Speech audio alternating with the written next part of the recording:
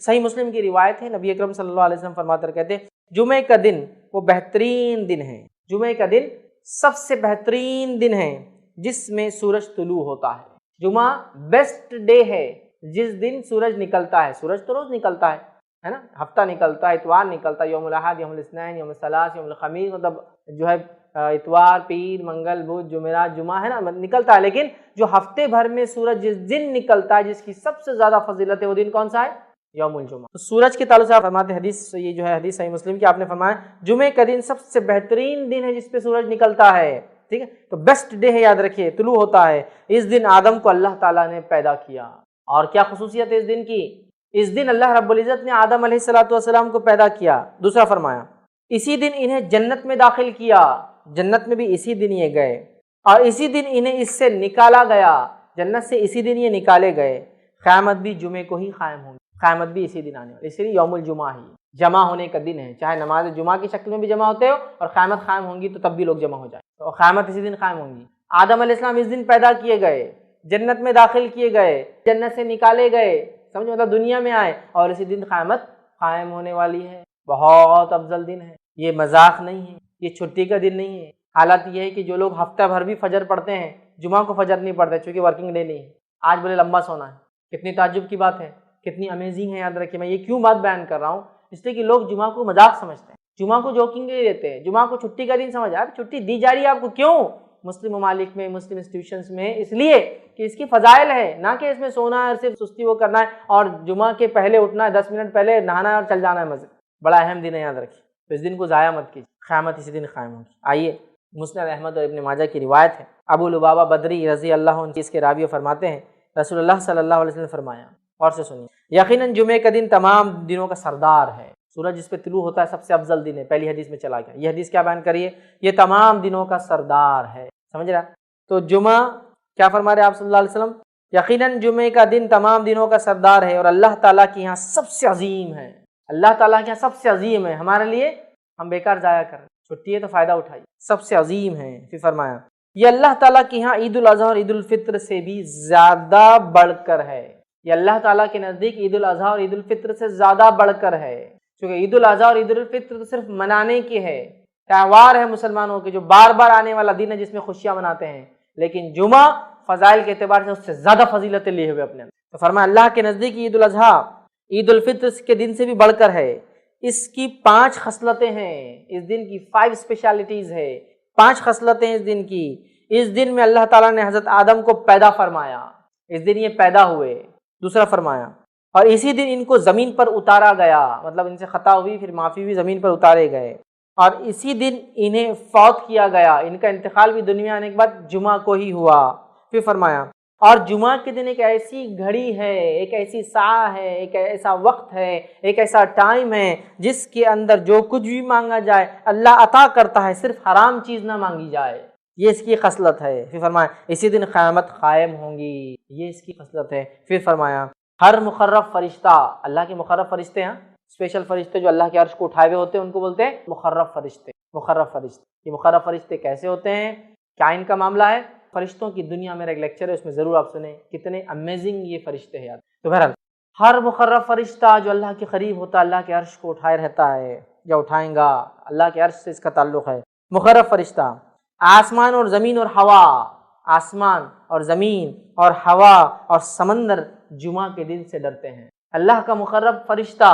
زمین اور آسمان، ہوا اور سمندر، مطلب زمین، آسمان، ہوا اور پانی، سب جمعہ کے دن سے ڈرتے جب یہ آتا ہے۔ کیوں؟ کیونکہ جمعہ کو قیامت قائم ہونا، تو وہ گھبرا جاتے، وہ ڈر جاتے اپنے رب، سمجھ رہا؟ اور مسلمان کا حال یہ سب سے زیادہ مست ہو کر پڑا ہوا ہے جمعہ کے دن، جو جمعہ کی مخصوص عبادتیں وہ تو غائب ہے، فرائض بھی اس دن چھوٹ جاتے ہیں، اس لیے کہ بولے ہفتہ بھر نماز پڑھانا میں نے فجر کی، جمعہ آج ایک چھٹی کا دن ہے، کیونکہ آفس رہتا جلدی 8 بجے تو اٹھ جا رہا، فجر ہو جا رہی، آفس نہیں ہے آج تو فجر بھی نہیں ہے آج، سبحان اللہ، یہ تو اتنا عظیم دن ہے، یہ دنوں کا سردار ہے، سب سے افضل دن ہے جس پہ سورج طلوع ہوتا ہے۔ اس دن اللہ کے مقرب فرشتے زمین، آسمان، سمندر، ہر کوئی، ہوا، پانی، سب ڈر رہے ہیں، کیونکہ اس دن قیامت قائم ہے۔ آدم علیہ السلام پیدا ہوئے، آدم علیہ السلام دنیا میں بھیجے گئے، آدم علیہ السلام اسی دن وفات پائے، اور ایک ایسی گھڑی ہے اس دن میں جس گھڑی میں جو دعا مانگی جائے رد نہیں ہوتی سوائے حرام چیز نہ مانگے، اور اس کے ساتھ ساتھ اس کی ایک اور فضیلت ہے، اسی دن قیامت قائم ہو، اور ہر کوئی اس دن سے ڈرتا ہے۔ اللہ صرف ابن آدم جو ہے مست ہے، جن اور انس نہیں سمجھ پا رہے کہ رب العزت نے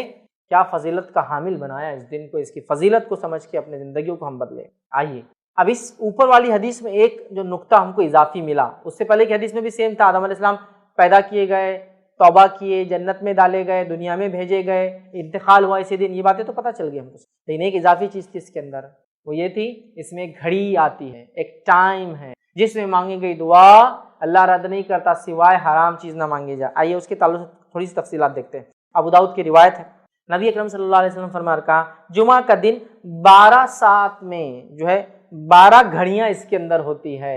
12 پارٹس جس کو بول لیجیے عام زبان میں، ٹھیک؟ تو اللہ کے رسول صلی اللہ علیہ وسلم فرماتے جمعہ کے دن میں 12 ساعت ہے، 12 گھڑیاں ہیں، 12 گھڑیاں ہیں یا 12 گھڑیوں کا ہوتا ہے۔ اس میں ایک گھڑی ایسی ہے کہ مسلمان اس گھڑی کو پا کر اللہ سے جو مانگتا ہے تو اللہ اسے ضرور دیتا ہے، لہٰذا اسے تم عصر کے بعد آخر گھڑی میں تلاش کرو۔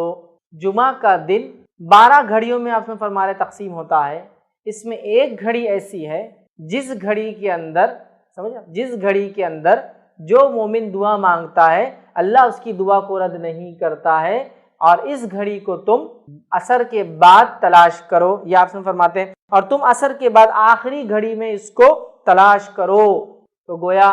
جمعہ پورا دن ہے، پورے دن میں عصر کے بعد سے لے کر، اور ہم جانتے ہیں نا دن کب بدلتا ہے، تو میں سمجھ رہا ہوں علم ہوگا، دن مغرب سے بدلتا ہے اسلام میں، رات کے 12 بجے کے چکر میں مت جائیے، ٹھیک ہے؟ مغرب سے دن بدلتا ہے، اس کی دلیل کیا ہے؟ بہت زیادہ تفصیلات میں نہیں جاؤں گا۔ جب رمضان کا مہینہ آتا ہے تو پہلے کیا پڑھتے ہیں؟ تراویح، اور بعد میں روزہ رکھتے ہیں نا، تو مغرب ہوتے ہی چاند دکھ کیا رہے، رمضان شروع ہو گیا، اب تراویح ہوں گی آج، سمجھے آپ؟ ٹھیک ہے، تو مغرب سے شروع ہوتا ہے، اسی لیے جمعہ سے ایک دن پہلے کو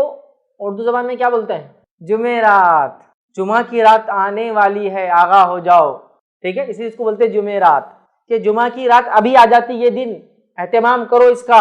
ابھی سے پالو۔ تو گویا جمعرات کی رات، تھرسڈے کے دن مغرب سے جمعہ شروع ہوتا ہے، اسی لیے اس کو اردو میں جمعرات بولتے ہیں، جمعہ کی رات آج آ جاتی ہے ایک دن پہلے، پھر جمعہ آتا ہے۔ اب جمعہ کے دن عصر کے بعد آپ سے فرمایا اس کو تلاش کرو، تو جمعہ کے دن عصر کے بعد بولے تو دن کب ختم ہوتا ہے؟ مغرب میں، مغرب سے کیا لگیں گا؟ یوم السبت، ہفتہ لگ جائیں گا، سنیچر لگ جائیں گا، ٹھیک ہے؟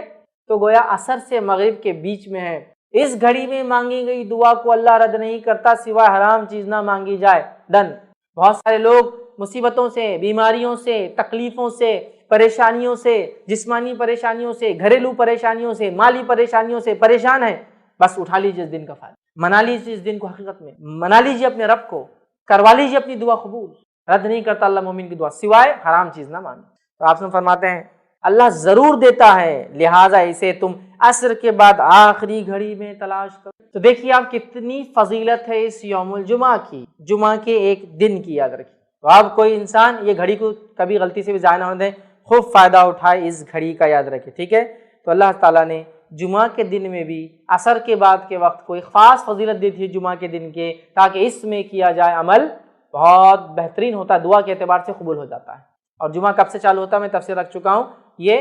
تھرسڈے کے دن مغرب سے سورج غروب ہونے سے لے کر فرائیڈے کے دن سورج غروب ہونے تک چلتا ہے۔ اس کو اردو میں جمعرات کی رات، جمعرات ہی ایکچولی وہ جمعہ کی رات ہی ہے، جمعرات کی رات سے لے کر ہفتہ لگنے سے پہلے جمعہ کی مغرب تک ہوتا ہے، یاد رکھ، ٹھیک؟ تو اس میں پالے۔ اسی طرح جو ہے ابو داؤد اور حاکم اور نسائی کی روایت ہے، اس روایت کے اندر ہے اسے عصر کے بعد آخری ساعت میں تلاش کرو۔ تو گویا عصر کے بعد آخری حصے میں یہ وقت آتا ہے جس میں ہم خوب دعائیں کریں، یاد رکھیں۔ تو یہاں پتہ چلا کہ عصر کے بعد ہم کو یہ دعا کرنا چاہیے۔ جمعہ کے دن ہمیں چاہیے کہ ہم جمعہ کی خاص تیاری کریں، اور جمعہ کی جب اذان ہو جائے تو تب تجارت کو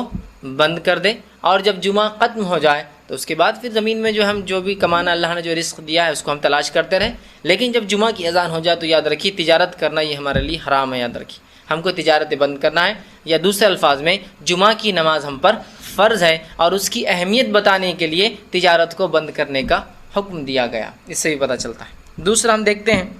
نبی اکرم صلی اللہ علیہ وسلم جمعہ کے تعلق سے، اس کی نماز کے تعلق سے فرماتے ہیں، صحیح بخاری اور صحیح مسلم کی صحیح ان کی روایت ہے، آپ صلی اللہ علیہ وسلم فرمایا اور کہا کہ لوگ جمعہ ترک کرنے سے باز آ جائیں۔ مطلب بہت سے لوگ ایسے ہوتے ہیں جو جمعہ چھوڑ دیتے ہیں، وجوہات بہرحال جو کچھ بھی ہو، لیکن اس بات کا بہت زیادہ ہم خیال رکھیں کہ جمعہ ہم خواہ کبھی نہ چھوڑیں۔ تو آپ صلی اللہ علیہ وسلم جمعہ کی اہمیت بتاتے فرماتے اور کہتے ہیں لوگ جمعہ ترک کرنے سے باز آ جائیں، یا پھر اللہ ان کے دلوں پر مہر لگا دیں گا۔ لوگ جمعہ ترک کرنے سے، جمعہ چھوڑنے سے باز آ جائے، مطلب ایسا نہ ہو کہ لوگ جمعہ کو یوں ہی آسان سمجھے اور چھوڑنا چالو کر دے یا نہ پڑھے، یا اس کے بدل میں جو ظہر پڑھ لے گی کیا ہوا جمعہ نہیں ملی تو، یا پھر اس کے لیے کوشش نہ کرے، ٹھیک، باز آ جائیں، ورنہ آپ فرماتے یا پھر اللہ ان کے دلوں پر مہر لگا دے۔ مطلب جو شخص جمعہ کو چھوڑتا ہے، بلا وجہ نہیں پڑھتا ہے، کسی عذر کو چھوڑ کر بس یوں ہی چھوڑتا ہے، تو اللہ اس کے دل پہ کیا کرتا ہے؟ مہر لگا دیتا ہے۔ اور ظاہر سی بات ہے یہ مہر کسی اچھائی کی علامت تو نہیں ہوں گی، کیونکہ کسی اعمال کو چھوڑنے کی وجہ سے اگر دل پر مہر لگ رہی ہے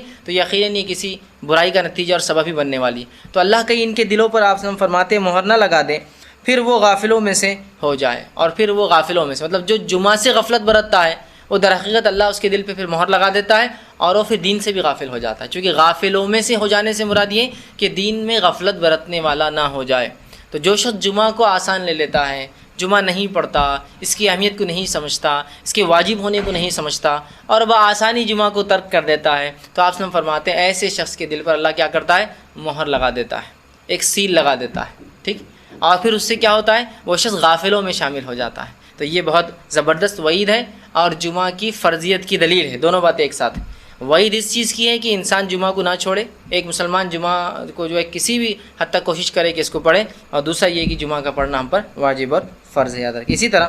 نبی اکرم صلی اللہ علیہ وسلم فرماتے ہیں، سنن ابو داؤد کی روایت ہے، آپ نے فرمایا اور کہا کہ جمعہ کے تعلق سے فرماتے ہیں الجمعۃ حق واجب علی کل مسلم، کیا آپ فرماتے اور کہتے ہیں کہ جمعہ جو ہے یا جمعہ جماعت کے ساتھ ہر مسلمان پر حق اور لازم ہے، جمعہ جماعت کے ساتھ ہر مسلمان پر لازم ہے۔ تو اس سے ایک بات اور پتہ چل رہی ہے کہ جمعہ جماعت سے ہی ہوتی ہے، یاد رکھیے، جمعہ کی نماز جماعت، اور جمعہ کی نماز کے لیے خطبہ شرط ہے، یاد رکھیے، خطبہ ہوگا اور پھر اس کے بعد جماعت ہوگی۔ تو آپ فرما رہے ہیں کہ جمعہ کے تعلق سے آپ کہہ رہے ہیں جمعہ جماعت کے ساتھ ہر مسلمان کا حق اور لازم ہے، ٹھیک، اور پھر فرماتے ہیں فی جماعت الا اربع، مطلب 4 لوگوں کو چھوڑ کر جمعہ سب پر واجب ہے، سب پر فرض ہے ایک مسلمان کے اوپر۔ اور پھر فرماتے ہیں عبد مملوک، کہ جو غلام ہے اس پر جمعہ نہیں ہے، اس لیے کہ غلام کو اپنے آقا سے ہر چیز کے لیے اجازت لینا پڑتی ہے، اگر اجازت دے تو وہ جا سکتا ہے، نہ دے تو گھر میں رہنا پڑے گا اس کو۔ تو آپ فرماتے ہیں پہلا شخص جمعہ ہر مسلمان پر واجب ہے، لازم اور ضروری ہے، سوائے غلام کے، چونکہ وہ مجبور ہوتا ہے، وہ کسی کے ماتحت ہوتا ہے۔ پھر آگے فرماتے ہیں او امراتن، اور عورت پر بھی جمعہ واجب اور فرض نہیں ہے، لیکن اس کا مطلب یہ کہ باقی دوسروں پر واجب اور فرض اور لازم ہیں، ٹھیک، اور عورت پر۔ پھر فرماتے ہیں او صبیٌ، اور جو غیر بالغ ہو، نابالغ ہو، ٹھیک ہے، جو بالغ نہیں ہے اس پر بھی نہیں، او مریض، اور جو بیمار ہو، تو ان پر جمعہ نہیں، 4 لوگوں پر فرما رہے ہیں، لیکن اس کا دوسرا معنی نکلتا ہے باقی سب پر جمعہ فرض اور لازم ہے۔ تو بہرحال حدیث کے الفاظ یہ ہے، تو ان آیت اور حدیثوں سے یہ بات پتہ چلی جمعہ ہم پر فرض اور لازم ہے، کوئی بھی شخص بنا کسی شرعی عذر کے جمعہ کو چھوڑنے کی کوشش نہ کرے، اس لیے کہ جمعہ کا چھوڑنا بہت سخت وعید ہے، جمعہ کے وقت تجارت کرنا منع اور حرام ہے، جمعہ کو چھوڑنے والے پر اللہ رب العزت دل پر مہر لگا دیتا ہے، اور نقصان یہ ہے کہ وہ شخص غافلوں میں جاتا ہے، دین سے غفلت برتنے والا بن جاتا ہے۔ مطلب اس سے پتہ چلتا ہے جمعہ کی کتنی اہمیت ہے۔ اب جمعہ کی نماز کی کیا حکمت رہی ہوں گی؟ جو اللہ رب العزت نے یہ دن دیا، اور یہ دن اس نماز کی وجہ سے خاص ہوتا ہے، تو اس نماز کی کیا حکمت رہی ہوں گی؟ یہ تو بہرحال واللہ عالم، اللہ ہی بہتر جانتا ہے، لیکن علماء نے کچھ حکمتیں دی، جس میں سے ایک اہم حکمت جو علماء بتاتے ہیں جو جمعہ کی ہو سکتی وہ یہ ہے کہ جمعہ ایک گیدرنگ، جمع ہونے کا دن ہے، اس لیے کہ خود اس کا نام بتاتا ہے کہ یہ جمع ہونے کا دن ہے، یوم الجمعہ، مطلب جمعہ جمع سے لفظ آتا ہے، اسی لیے ہم جس جگہ جمعہ کے دن نماز کو لوگ جمع ہوتے ہیں اس مسجد کو جامع مسجد کہتے ہیں یا جمعہ مسجد کہتے ہیں نا، مطلب جمع ہونے کی مسجد، یا جہاں ہفتے میں سارے لوگ قریے یا بستی کے جمع ہوتے ہیں اسے کہتے ہیں جمعہ مسجد یا جامع مسجد، اور یہ لفظ جمع سے آتا ہے، مطلب جمع ہونا، گیدر ہونا، ہے نا۔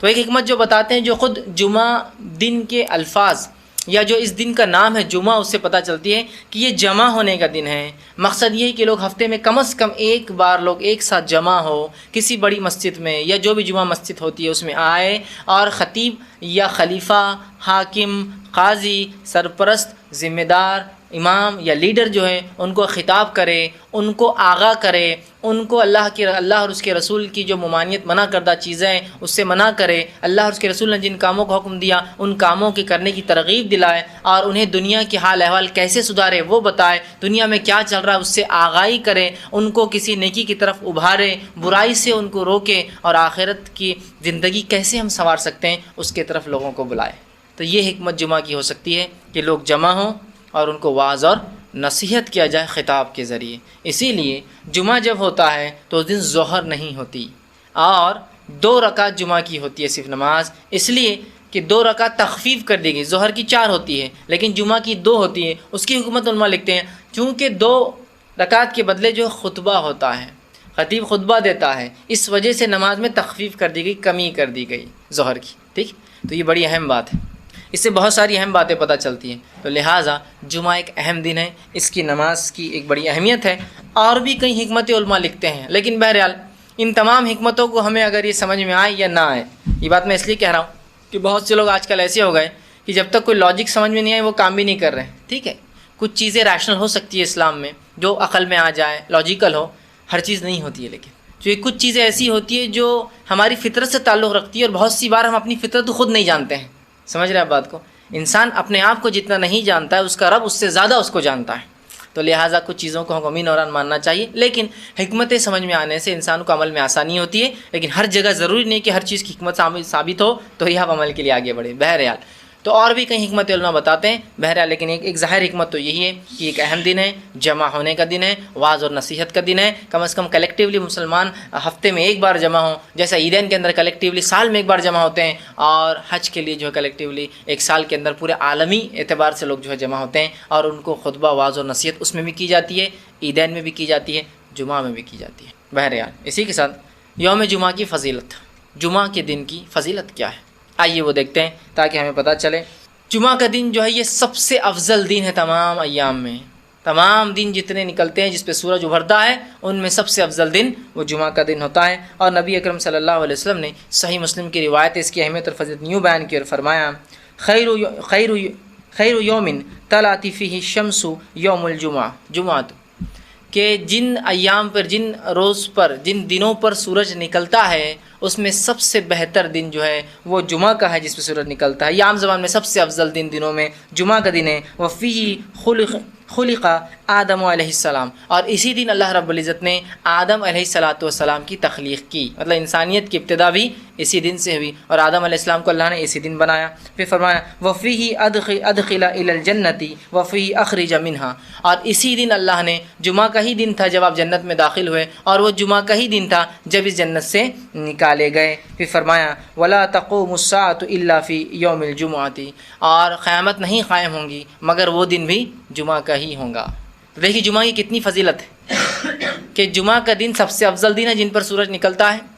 جمعہ کے دن ہی آدم علیہ السلام پیدا کیے گئے، جمعہ کے دن ہی جنت میں داخل ہوئے، جمعہ کے دن ہی جنت سے نکلے، مطلب توبہ قبولی بھی اور دنیا میں آئے، اور جمعہ کے دن ہی کیا ہوں گا، قیامت قائم ہوں گی، ہے نا۔ اس لیے کہ یوم الجمعہ وہ جمع ہونے کا دن ہے، اور ظاہر سی بات ہے قیامت بھی جو ہے جمع ہونے کا یہ ایک دن ہے جس روز ساری انسانیت اٹھا کر ایک میدان میں جمع کر دی جائیں گے، ہے نا۔ تو دیکھیے جمعہ کی اس سے بہرحال فضیلت پتہ چلتی ہے، اور بھی کئی فضیلتیں یاد رکھیں جمعہ کی اس طرح سے آتی ہے۔ اتنا وقت نہیں کہ تمام فضیلت رکھو، لیکن یہ ایک فضیلت سے بات سمجھ میں آ جاتی ہے، اس کی نماز سے بات پتہ چل جاتی ہے، اس میں خطبہ دیا جاتا ہے اور کچھ نہ کچھ الگ اور ہٹ کر ہوتا ہے، اور اس کے علاوہ بہت سارے احکامات اس دن، یا بہت سارے باتیں جو یاد رکھنے کے لیے کہا گیا، کرنے کے لیے کہا گیا، اس سے بھی سمجھ میں آتا ہے جمعہ کی کتنی زیادہ فضیلت ہے۔ آئیے اسی طرح جمعہ کے دن کیا اس کا ادب رکھیں،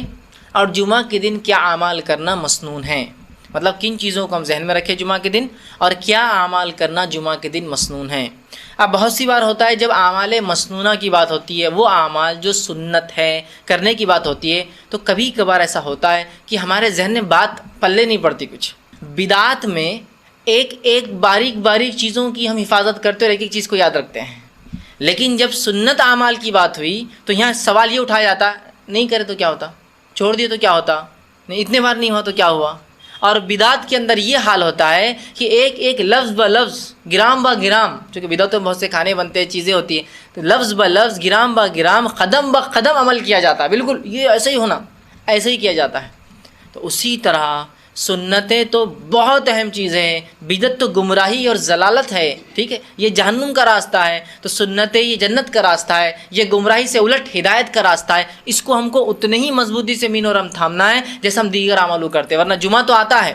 اعمال تو ہوتے ہیں، لیکن نہیں کرے تو کیا ہوا، نہیں کرے تو کیا ہوا، نہیں کرے تو کیا ہوا کر کے پورے جمعہ کے جتنے اعمال آپ سے کرتے تھے ہم یوں ہی چھوڑ رہے ہیں، اور یہ بالکل حقیقت ہے، یاد رکھیے۔ اور دوسرے دن بڑا ہم کو یاد ہے عاشورہ کے دن یہ کرنا ہے، فلاں دن یہ کرنا ہے، 15 شعبان کو یہ کرنا ہے، 27 رجب یا آج جو ہے معراج یہ کرنا ہے، وہ تمام بدعتیں یاد ہے، لیکن جو سنن ہے، جو سنتیں اور جو آداب ہیں اس کو ہمیشہ نہیں کرے تو کیا ہوا؟ نہیں، مطلب جہاں نہیں کرنا ہے وہاں تو ہم ہر چیز کو پریسائزلی باریکی سے اہمیت دے کے کرتے ہیں، جہاں کرنا ہے وہاں کوئی اہمیت کا اظہار ہم سے نہیں ہوتا، جس کی وجہ سے ہوتا یہ کہ ہماری آنے والی نسلیں اس دن کی اہمیت، ان ایام، ان چیزوں کی اہمیت بھول جاتی ہے، کیونکہ وہ سمجھتی ہے بڑے نہیں کرتے اس کا مطلب یہ چیز کی کوئی اہمیت نہیں ہے۔ یہ بہت اہم چیزیں یاد رکھی، اور صحابہ ایسے ہی اس کو تھامتے تھے۔ عبداللہ ابن عمر رضی اللہ عنہما کے تعلق سے آتا ہے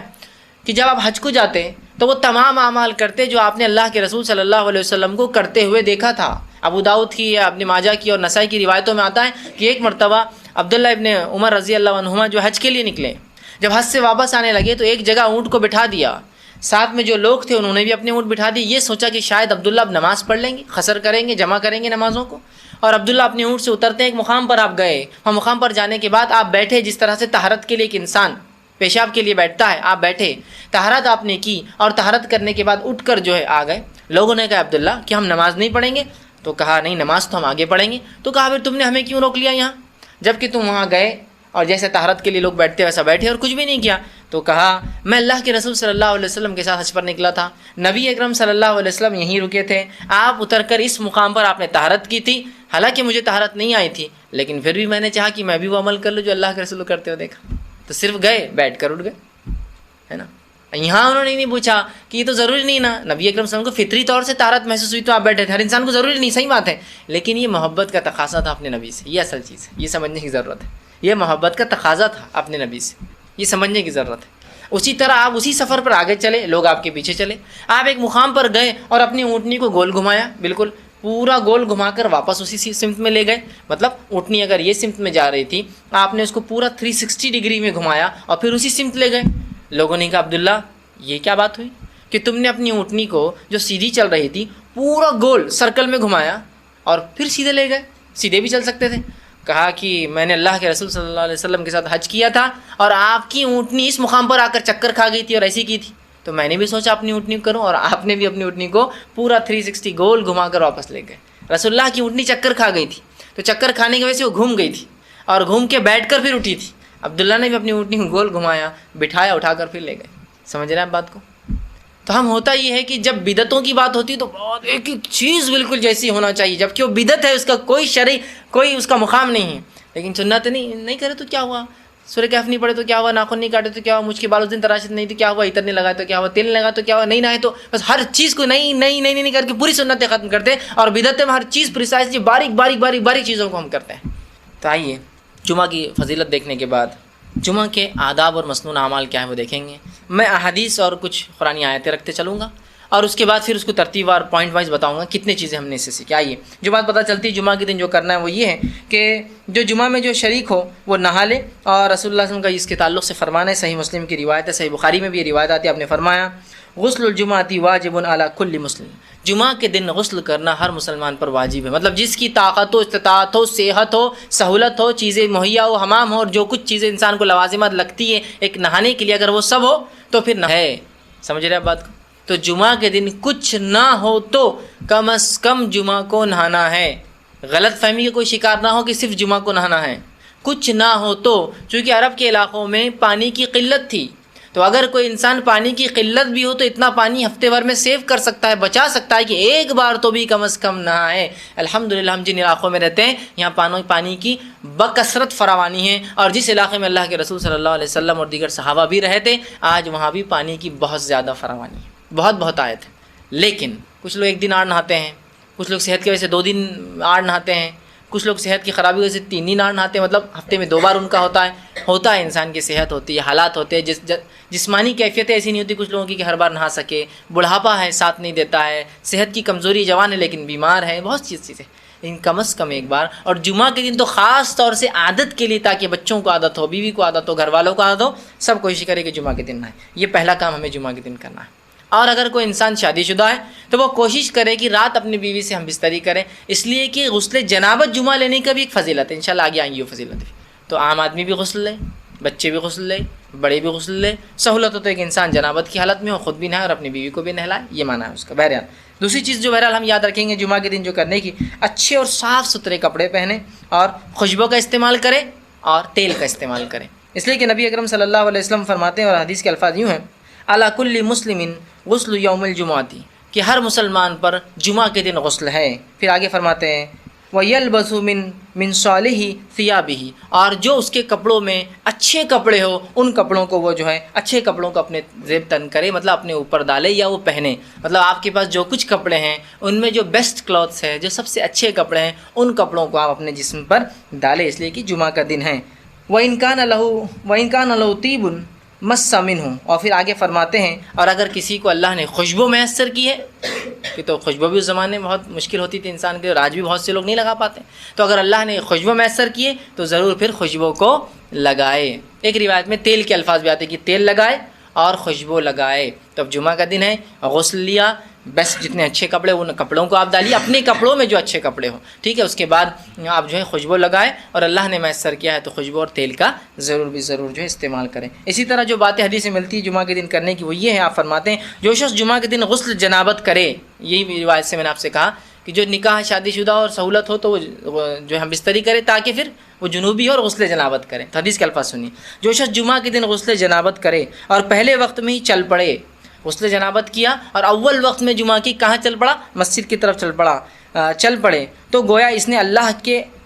تقرب کے لیے اللہ کی راہ میں ایک اونٹ قربان کیا، ایک اونٹ ذبح کیا، ایک اونٹ صدقہ کیا، جو کچھ اللہ کے تقرب میں، اللہ کے نزدیک۔ پھر فرماتے ہیں اور جو دوسرے وقت جائے، مطلب جو اول وقت میں نہیں گیا، سیکنڈ فیز میں گیا، دوسرے وقت میں جائے، تو اسے ایک گائے اللہ کی تقرب میں، اللہ سے قرب حاصل کرنے کے اندر اس نے کیا، ایسا اس کو ثواب ملے گا۔ پھر آپ نے فرمایا اور جو تیسرے وقت میں جائے، گویا ایک سینگ والا مینڈا، سینگ والے مینڈے کی فضیلت یاد رکھی، ذبح کا سینگ والا مینڈا اللہ کے تقرب میں اس نے خرچ کیا یا دیا۔ اس کے بعد فرماتے اور ایسا شخص جو چوتھے وقت میں جائے،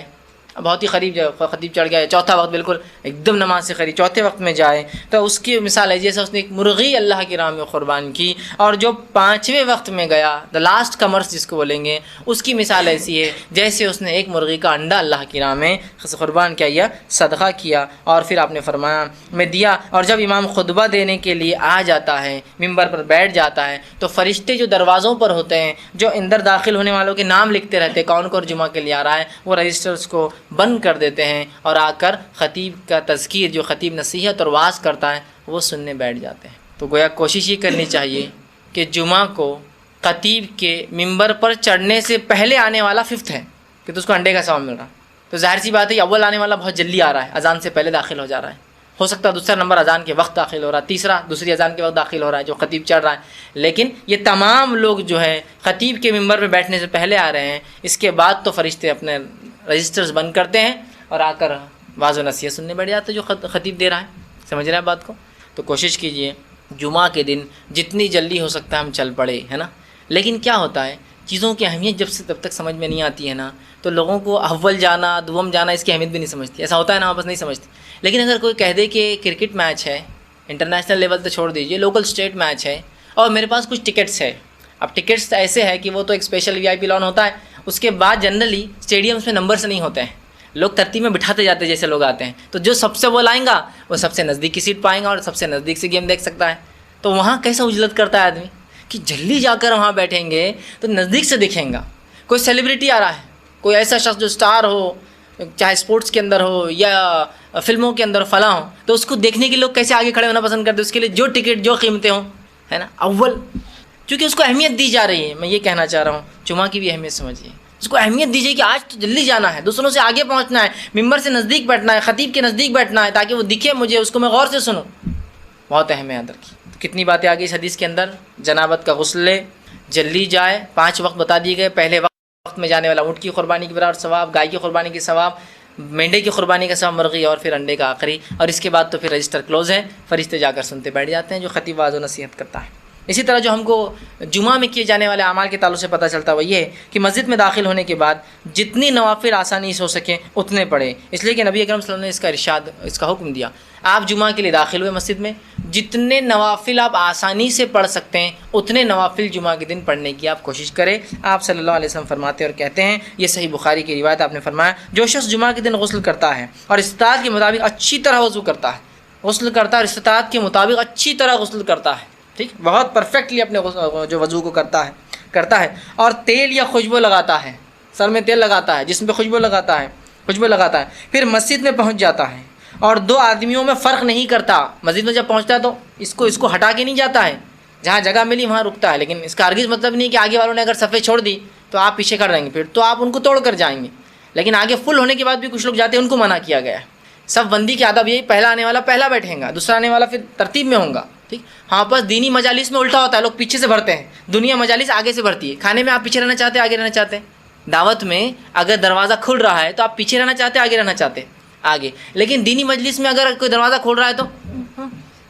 آرام۔ اور جمعہ کے دن تو جب دوسری اذان کے بعد وآخر دعوانا ان الحمد للہ رب العالمین بولتے دکان چھوڑ کے بھاگتے آتا ہوں میں، چونکہ آپ میں معلوم ہو گیا اب خطیب ختم کیا، اب جماعت کھڑی ہونے والی ہے، اور اتنے 10-15 سیکنڈ میں پہنچ جاتا ہوں۔ دینی مجالس میں پیچھے رہنا چاہتے ہیں، دنیاوی مجالس میں آگے۔ منسٹر آ رہا ہے، آگے رہنا چاہتے ہیں پیچھے رہنا چاہتے ہیں؟ آگے رہنا چاہتے ہیں۔ آپ کو عالم دین آ رہے ہیں تم مل لو، میرے کو کیا ضرورت ہے نا؟ یہ لوگ ویسے ہی بور کرتے، عالم دین یہ بتاتے ان سے ملنے کے لیے، سمجھ رہے آپ؟ تو ہم نے دین کو سیکنڈ دیکھیے، ہم نے انکانشیسلی بولیے، سمجھداری سے یا غیر سمجھی طور سے دین کو دوسرا تیسرا پتہ نہیں کیا درجہ دے دیا، جبکہ سب سے اول ہونا چاہیے تھا، ٹھیک۔ تو آپ فرماتے ہیں مسجد پہنچتا ہے، دو آدمیوں میں فرق نہیں کرتا، ان کو ہٹاتا نہیں ہے، اور جو اس کے لیے مقدر ہے نماز پڑھتا ہے، مطلب نوافل ادا کرتا ہے۔ اسی سے میں نے کہا جتنی ہو سکے اتنی نوافل میں اضافہ، مقدر پڑھتا ہے، پھر امام کے خطبے میں خاموش رہتا ہے، کوئی آواز نہیں کرتا، سنتا ہے غور سے، خاموش رہتا ہے مطلب غور سے سنتا ہے رہتا ہے، تو اگلے جمعے تک اس کے گناہ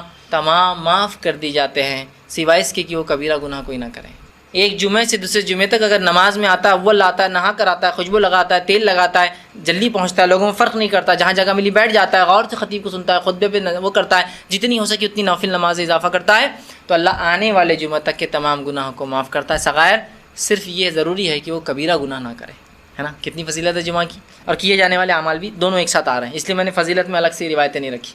یہ فضیلت بھی ہے اور کیے جانے والے اعمال بھی ہے، ٹھیک۔ اسی طرح جو بات پتہ چلتی ہے حدیثوں سے کہ کیا کرنا ہے جمعہ کے دن، وہی ہے کہ امام کے آنے پر گفتگو ترک کر دینا، اور کسی چیز سے کھیلنا نہیں ہے۔ مطلب امام آ رہا ہے تو انسان بیٹھتا ہے، کبھی کوئی بات ہو جاتی ہے کہ یہ کر لو، کچھ ہوتا ہے ایسا، کبھی خالی وقت ہے، جلدی پہنچ گئے نا، جماعت ہے سمجھ لیجیے جمعہ کی کھڑی تھی 1:15 بجے، اور کوئی انسان 12 بجے پہنچ جائے جبکہ ابھی اذان بھی نہیں ہوئی دوسری، تو وہ بیٹھ سکتا ہے، بات کر سکتا ہے، کوئی چیز ضروری ہے اگر اس کو سمجھتا ہے، کسی کو بات نصیحت کر دے کچھ بیٹھے بیٹھے۔ لیکن اب خطیب آ گیا تو بالکل خاموش، اور خطیب جب آ گیا اور ممبر پر پہنچ گیا تو خاموشی اختیار کرنا آپ فرماتے ہیں، اور کہتے ہیں یہ صحیح مسلم کی روایت ہے، آپ فرماتے کہتے ہیں اذا قلت لصاحبك يوم الجمعة والامام يخطب انصت فقط لغوت، اگر تو نے مطلب اتنا خاموش رہنا ہے کہ اگر تو نے جب امام آ جائے ممبر پر اور خطبہ دے اور اپنے بھائی سے یہ کہا خاموش رہو، تو تو نے لغو کام کیا، تو نے اپنے جمعہ کو ضائع کر دیا۔ اب آپ کہیں گے یہ کیسی بات ہے کہ ایک آدمی دوسرے آدمی کو کہہ رہا ہے خاموش رہو، تو اس میں کیا غلطی ہے؟ اس میں بڑی حکمت ہے، بڑی حکمت۔ ایک آدمی مسجد میں آ کے نیوسنس کریٹ کر رہا ہے، کچھ ہی باتیں کر رہا ہے نا، لیکن اس کی آواز ایک آدمی کی ہے۔ اب اگر پوری مسجد بولیں گے